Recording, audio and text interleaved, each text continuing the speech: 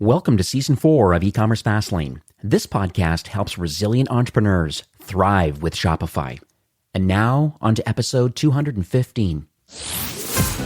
You're listening to E-commerce Fastlane, the podcast show to help you build, manage, grow, and scale a successful and thriving company, powered by Shopify. Listen to real conversations with partners and subject matter experts as they share proven practical strategies, platforms, and the best Shopify apps to help you accelerate your business. The time is now for you to improve efficiencies, grow revenue, profit, and lifetime customer loyalty. Please welcome your host, startup founder, and strategic advisor, Steve Hutt. You know something? Accidents can happen to your Shopify store. Maybe you installed an app and it messed up your theme, or a store collaborator deleted product images by mistake. The common myth is that Shopify has a backup that you can use when something goes wrong. The truth is, they don't. So what do? You use Rewind to protect your store with automated backups. The Rewind app should be the first thing you install to protect your store against human error, misbehaving apps, or even collaborators gone bad. It's honestly like having your very own magic undo button. And it's trusted by over 100,000 businesses, from side hustles to the biggest online retailers like Gatorade and Movement Watches. It's even a Shopify Plus certified app partner, which means it has the reliability, security, and privacy you need to protect your brand.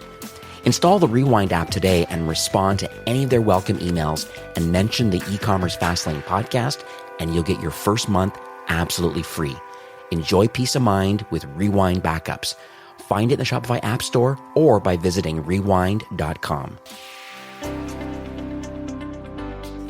Well, hey there, it's Steve, and welcome back to the E-commerce Fastlane podcast. Now, if this is your first time listening, this is an e-commerce show where we have honest and transparent conversations about building and thriving with your store powered by Shopify or Shopify Plus.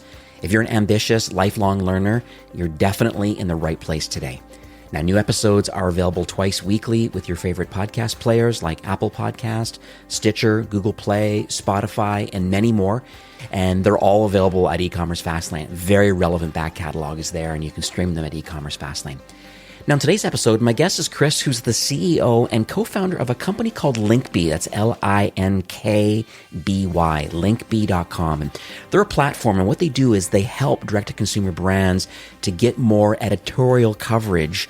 And a lot of these premium locations, think like Forbes Shopping and Bustle and Daily Mail and so many other publications. I'm going to dig into it. I know he's been growing this business. We're actually recording. I'm in Canada, in British Columbia and Vancouver, and it's 6 o'clock in the morning for my guest today, who's coming from Sydney, Australia. So welcome, Chris, to E-commerce Fastlane. Thanks, Dave. Thanks so much for having me. Oh, my pleasure. I appreciate the opportunity of recording this today. I know being so early in the morning, but that's the benefits of, where there's talent and technology. It's nice to get us both together today, and let's record this content because I believe there's some opportunities for a lot of Shopify brands who can get value out of the kind of services that you offer through Linkby. 100%. I think it's remarkable when you look at Shopify being built out of Canada and our ability now, especially with everything that's happening in the world at the moment with this global pandemic, to be able to grow and start a business and work with clients in anywhere that they may be in the globe. It's a really beautiful thing. It is wild. So you heard me mention what Linkby does a little bit at the top of the show, but I think it's always best kind of in the founder's own words. So what does Linkby do, and what sort of problems are you solving for Shopify store owners?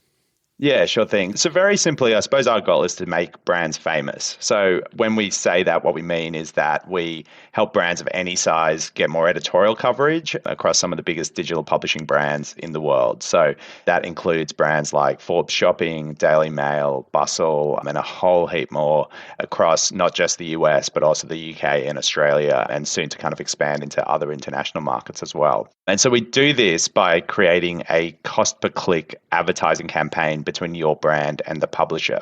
So you only pay for the successful clicks back to your store. And we've helped brands drive return on investment off the back of these campaigns as high as 953%, while also driving all those other benefits that come with that editorial coverage, such as building your brand, developing trust, and getting you featured alongside some of the biggest brands in the world. I'd also add, I can imagine their SEO value of having a link from a premium publisher, their domain authority and credibility in Google's eyes, and then having some editorial content published on there. That is going to be like an evergreen piece of content that literally would, I guess, transfer a lot of that, I'm going to call it link juice, back to your Shopify store.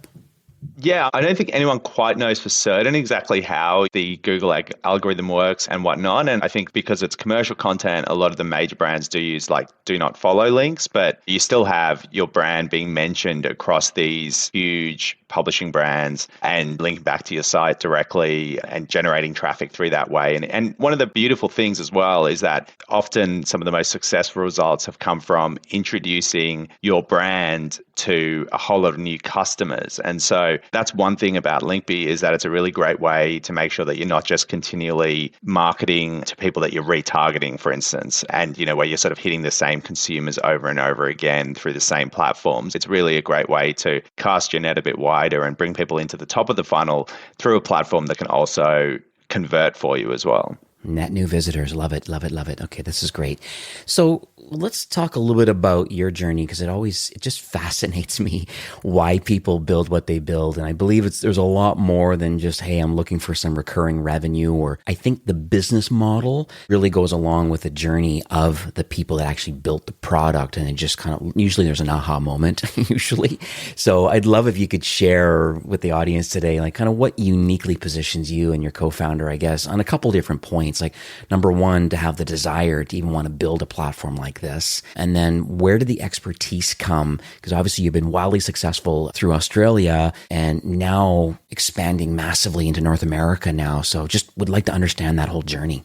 Of course. Well, I like to kind of feel as if my whole career has been sort of building me up to create this business and this company. So 16 years ago, I co-founded my previous business, which definitely in Australia, I'm probably most known for. It's a youth-focused publishing brand called Pedestrian, and it grew to become Australia's largest independently founded media brand.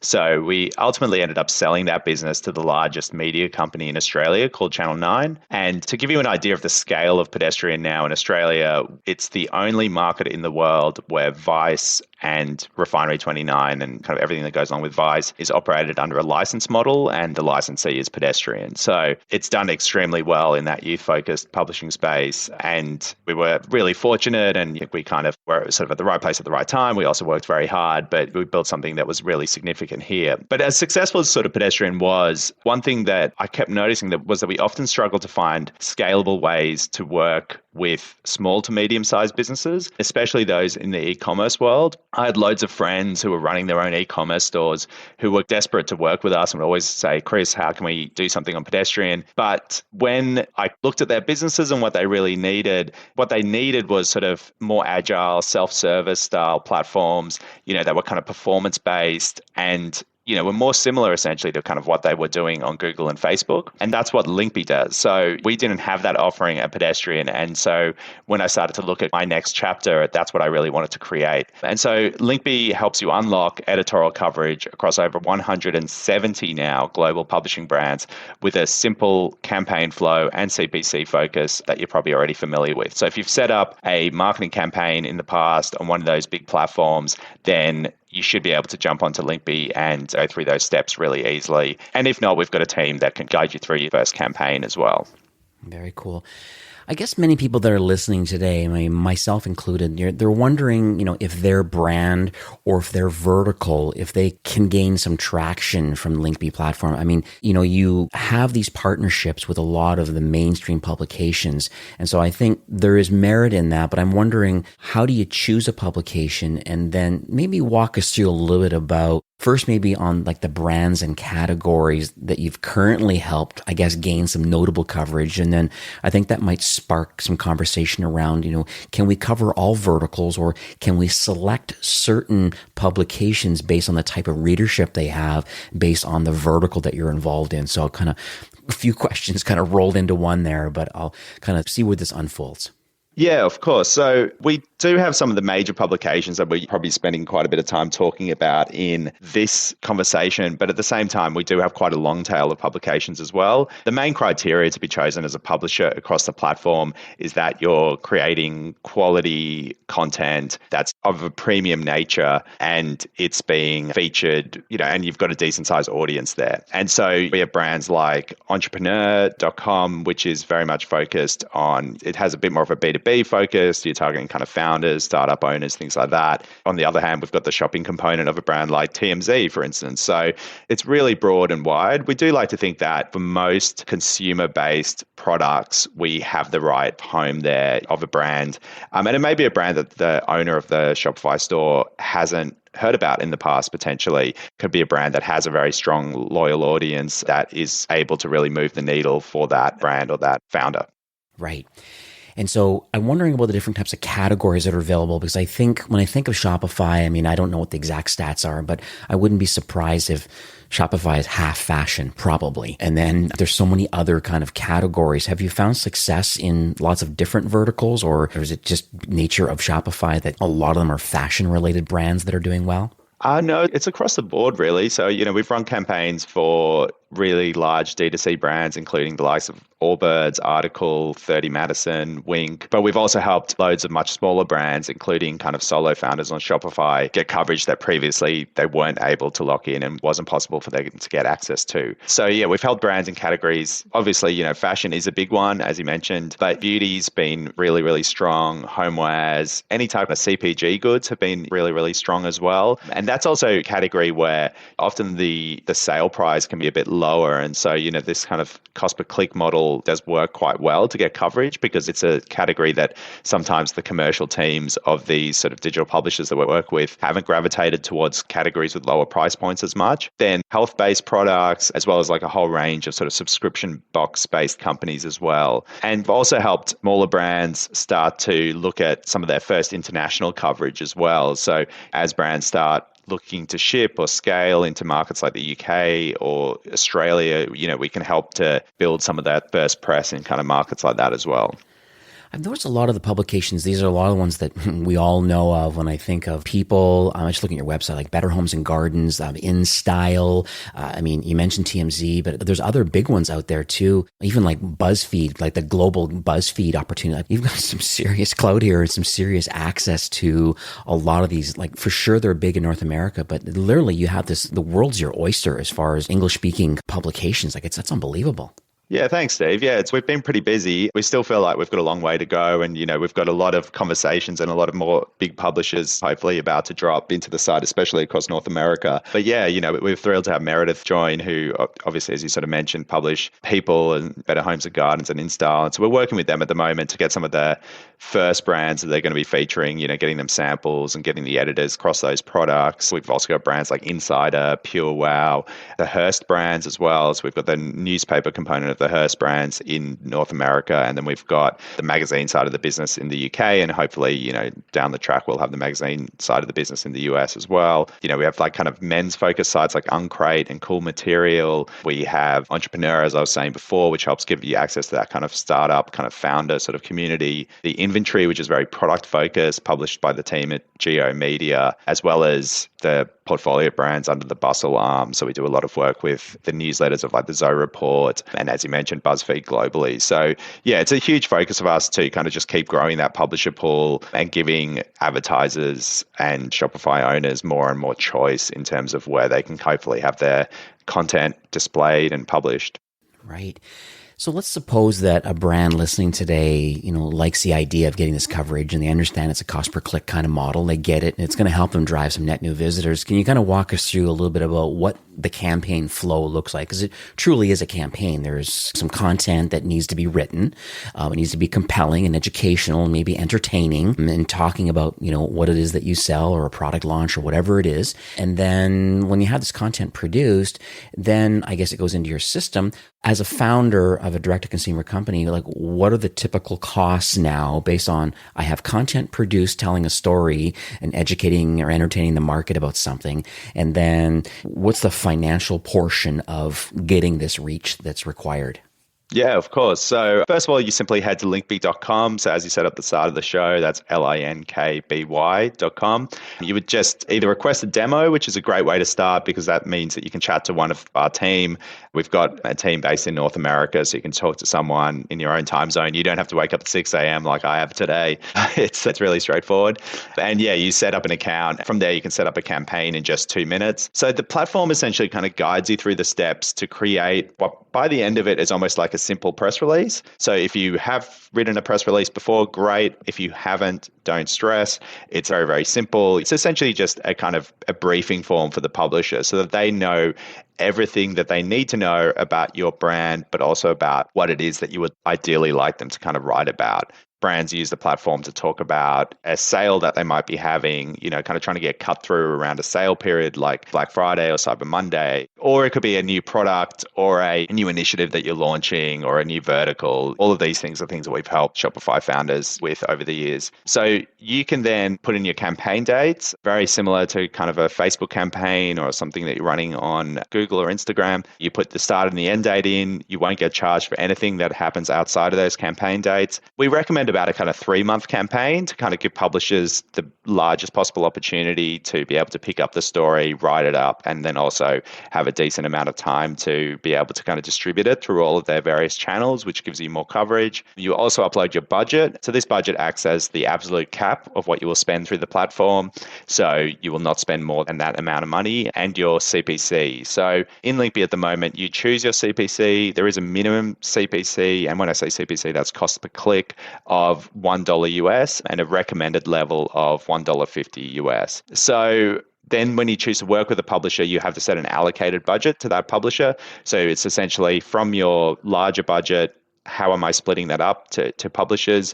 Most publishers have allocated budgets of $2,500 to $5,000 across the US, which acts as your budget cap with the publisher. So again, it basically acts as your ceiling where you will not pay more than that. And you're only charged for the clicks from dollar number one. So if a publisher only drives 50 clicks for you and you're paying a $1.50 CPC, then you'll only be charged $75. But if that publisher drives 2 million clicks for you and they've got a $2,500 budget cap, you'll only be charged $2,500. So you only get charged for the clicks that you drive up to your maximum budget cap. So you know the most you'll have to pay and you'll only charge what's actually delivered. So there's no kind of fixed fee component to the costs at all. One follow-up question I have, and it's probably not related to the Linkby product, but a lot of these publishers are physical print publishers also, and or are available in PDF format and through e-readers and all these different things. So what happens in that particular kind of case where InStyle has a physical magazine that comes out every single month with editorial content in it? Are those all written by in-house people that belong to InStyle and they're not really taking any advertorials or any kind of PR type pieces in those print publications, versus what the online version has a wider depth of content available that's measurable through a CPC model? Yeah, it's an interesting point. At this stage, the digital teams and the print teams do tend to work quite separately with a lot of these publications. And so what brands are doing digitally often may not ever appear in the print component of the magazine or newspaper, for instance. We've been very focused on the digital component. That said, there is this interesting moment happening, I think, in the world at the moment with QR codes and people getting better at, I suppose, going from printed or kind of barcode, QR code style environments into digital. And so it is something that we've started to, at a very early stage of looking at, is saying, can we take this model to kind of like a print environment as well?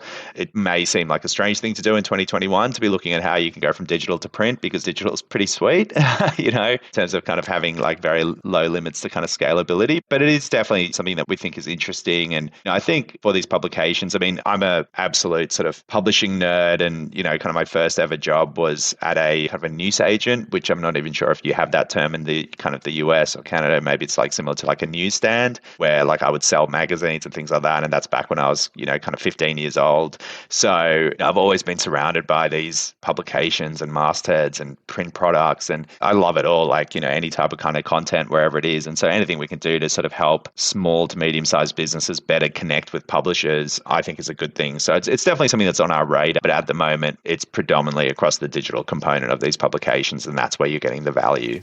I've saw recently, more of a side note, but I've seen a lot of QR codes. Some are being inserted in like thank you cards inside boxes from direct-to-consumer brands, and that QR code is then redirecting to getting a review or getting involved in the loyalty programs and stuff like that. So it's kind of an interesting engagement way of a physical thing of you need to do with your phone. I've also noticed a lot, kind of off topic a bit too, but even in restaurants and stuff, where they don't want to bring out a printed menu, they just have the QR code on the table that you kind of scan. They say, are you okay with the digital menu? Instead of the one in your hand.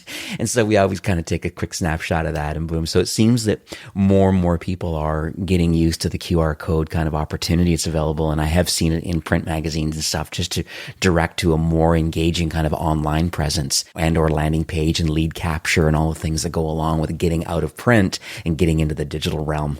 Yeah, definitely. It's definitely changed over the last couple of years. I think when people first started putting codes into kind of print products, people thought that was a bit crazy. Like it's like, oh, well, no one's going to do that. Whereas now you kind of go, well, 100% of people almost know how that thing works. And so therefore, if they want to find out more, they probably will find out more. So yeah.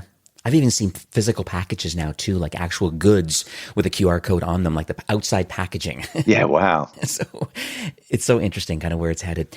So let's kind of pivot a bit over to a story, hopefully. I tried to prep you before this call to say, hey, can you find one particular kind of impactful story that you feel could tell and set the stage and tell the right story around, hey, they needed access to, more top of funnel, more awareness and consideration for their product. And I know they're in the direct-to-consumer space and the consumable space. And so I'm going to leave it up to you to kind of share how you met this company and kind of just the whole process that went through and how do they onboard, and just nice to share what success looks like on the Linkbee platform today.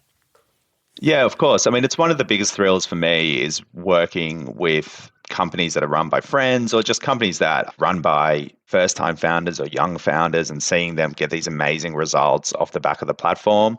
There's been a lot, like, where people have said, wow, this is outperforming my Facebook ads, or this is getting this coverage has helped me get stocked in this major retailer, or, there's so much that these getting this nod from this premium mastheads can drive and, and whatnot. But one story that really stands out was actually quite early in our journey. And so it was exciting personally because it was a real validation of what we were doing as much as it drove great results for the founder involved. And so, kind of one of those early customers, they were a sustainable coffee pod company called Tripod Coffee. So first of all, they were not just selling a product, but they were selling a product that had a really strong sustainable angle to it. They had these coffee pods that were actually kind of compostable, and they wanted to try to rid the world of these like one-use coffee pods. And I thought that was a mission that was really strong, and, the product was fantastic. But, like with any small business, as good as your product can be, you're still up against much bigger players in that market who can always outspend you, who are much more likely to get picked up by major publications. So yeah, David, one of the founders of that business, he discovered us via a Slack channel of D2C marketers that were sort of talking about Linkbee and their strategies around that. And they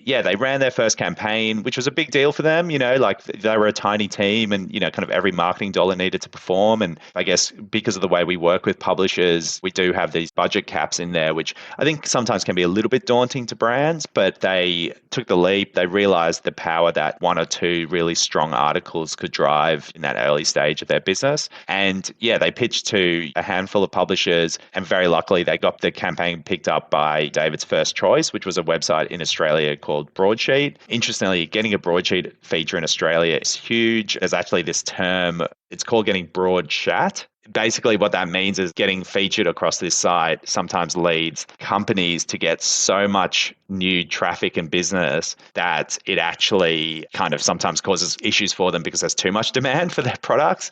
And so they're really lucky to get featured across this site, all facilitated via the Linkbee platform. And Broadsheet was a publication that's hard to get into. They're picky about who they write. Getting coverage has led to huge outcomes for brands.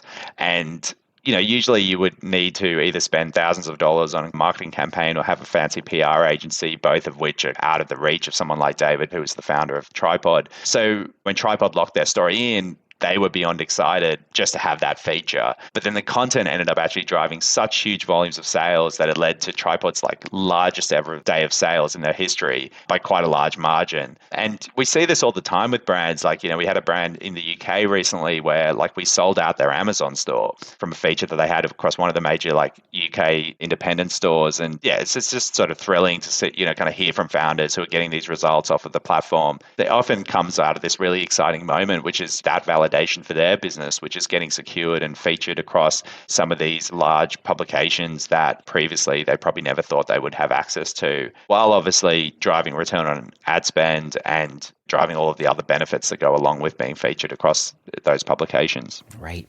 Well, this is really great. Thanks so much for sharing that. I'll make sure that I have a link to that in the show notes. I just was actually looking at that company, Tripod Coffee, while you were talking about it. And so they are a Shopify store and they're doing their thing and they're growing and scaling. And so it's so interesting that you were part of their early journey, and it's pretty exciting. So let's just talk a little bit about the people that are listening to this episode, because what's interesting is just, 10,000 or so are viewing this or listening to this right now, but they're going to be in different parts of their entrepreneurial journey. Some are kind of in the early stage, just thinking about maybe wanting to launch a Shopify store. Some are further along their journey. Some are going to be on the Shopify Plus side. And so they're really starting to grow and scale.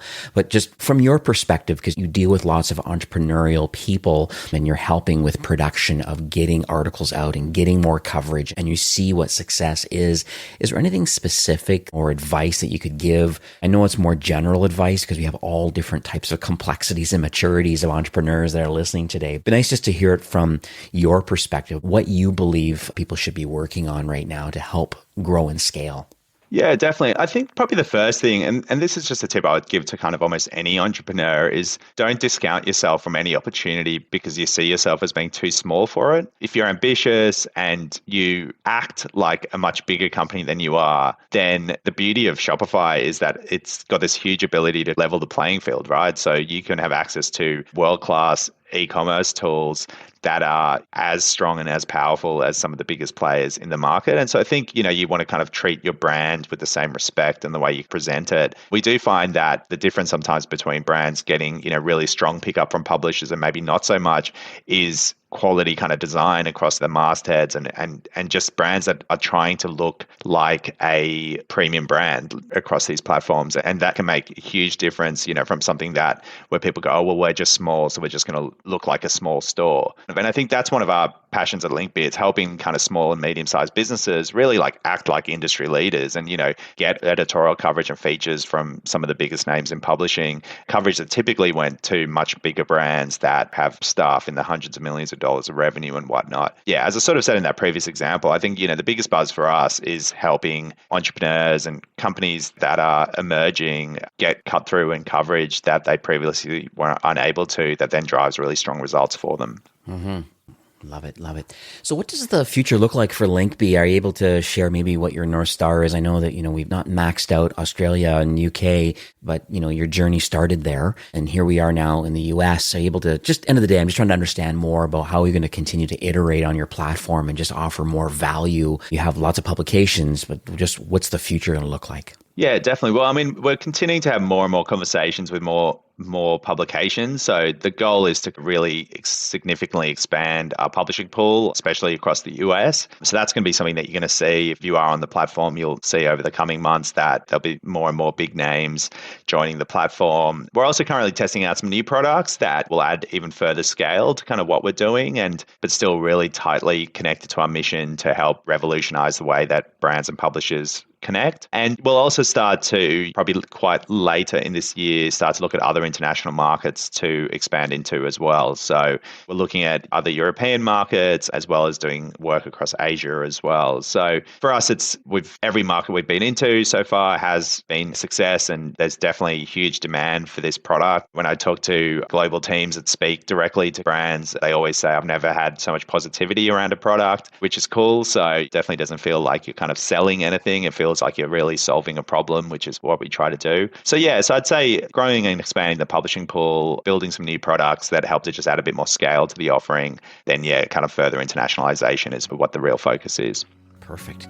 So, Chris, we are nearing the end of the show for today, but do you have any insights or any takeaways that you would like to leave with our listeners today? So yeah, I'd say that making your brand famous is one of the biggest challenges for any D2C brand, and it has positive flow-on effects to everything else that you do. And that's exactly what Linkbee is trying to help do for brands all over the world. We want to increase their brand fame by helping them connect and secure editorial coverage from premium digital publishing brands, so the likes of Forbes Shopping, Daily Mail, and Bustle. Our cost per click offering makes it easier than ever before to kind of scale your editorial coverage as you only pay for the clicks back to your site. Editorial placements like these, they deliver readers content and also context around your brand. So when they click through, they're more likely to convert. And we've been really lucky to be able to help work with brands deliver return on ad spend as high as 953%. And all of this has led to Linkbee becoming one of the secret weapons of some of the most effective D2C brands around the world. Wow, that's awesome. So how can people learn more about your solution? Where can they go to get more details?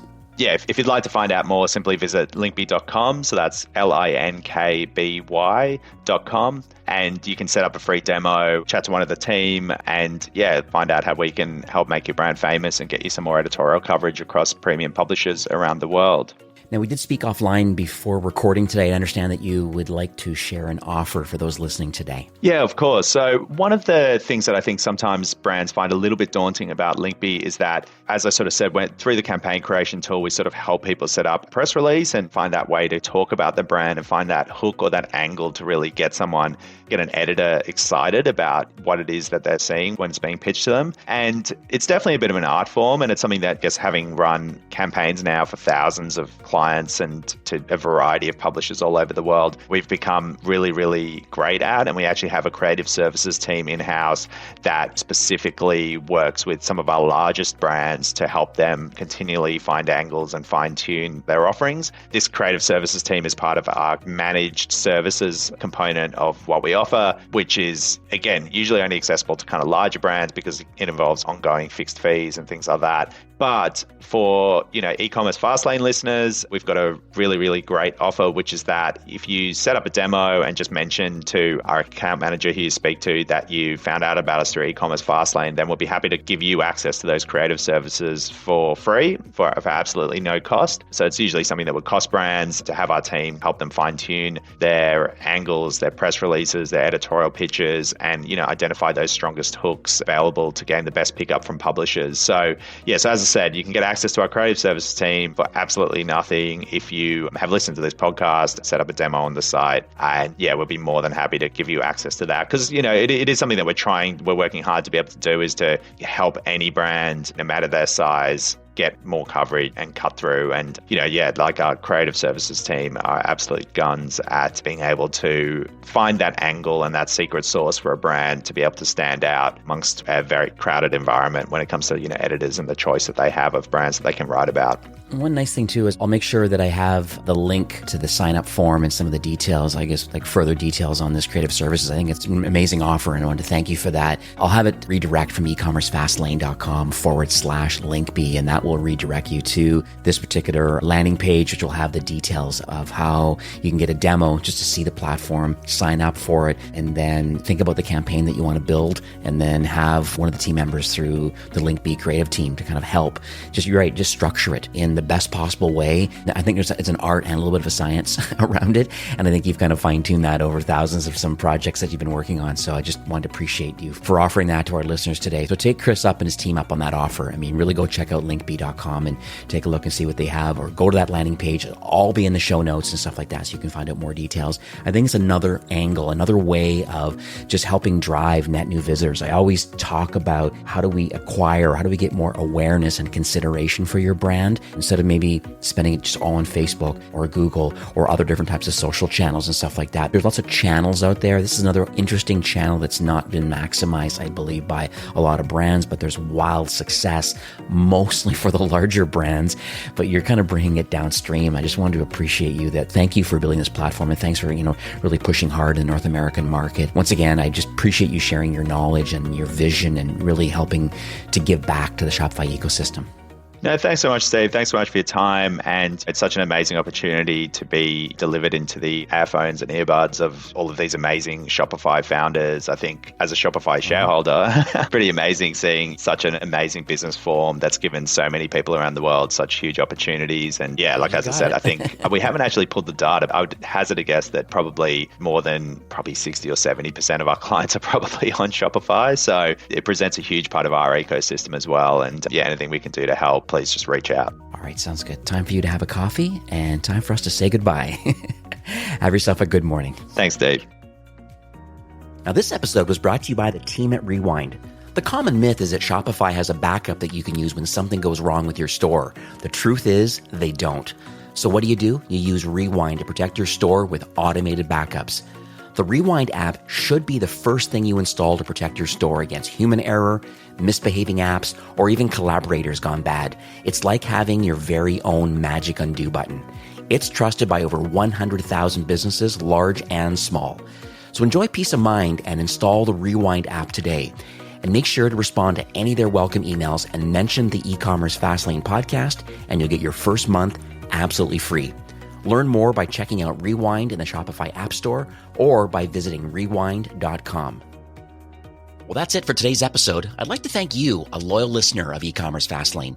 It's my hope that this podcast is offering you a ton of value through growth strategies, tactics, and exclusive insider tips on the best Shopify apps and marketing platforms, all with my personal goal to help you build, launch, grow, and scale with Shopify. Thanks for investing some time today and listening to the show. I'm so proud and excited that you have a growth mindset and are a constant learner. I truly appreciate you and your entrepreneurial journey. Enjoy the rest of the week and keep thriving with Shopify.